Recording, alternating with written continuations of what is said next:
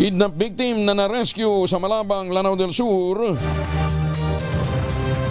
Naging daan naman para ma-arresto din ang dalawang kidnapper. Detalye ng balita mula kay June Di Makutak, Aris 19. Assalamualaikum, Brother June.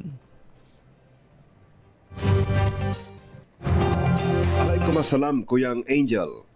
Nailigtas ng Malabang PNP sa kamay ng dalawang abductor sa isang biktima ng kidnapping sa bayan ng Malabang, Lanao del Sur.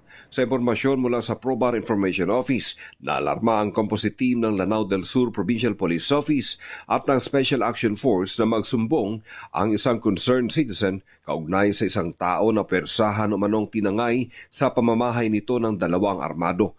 Sa isang Comelec checkpoint sa bahagi ng Barangay Matalin, Malabang, naharang ang sasakyan ng mga tumataka sa kidnappers, tangay ang biktima at dito matagumpay na na-rescue ang kidnap victim sa kamay ng kanyang dalawang abductors. Hiling ng pamilya na huwag mo nang banggitin ang pangalan at katauhan ng biktima habang nasa kote naman ang dalawang suspect na kinilala sa mga aliases nitong Ansare, 47 years old, at Ali, 50 years old, pawang residente ng Sultan Naga di Maporo, Lanao del Sur. Nakuha mula sa dalawang suspek ang dalawang short firearms.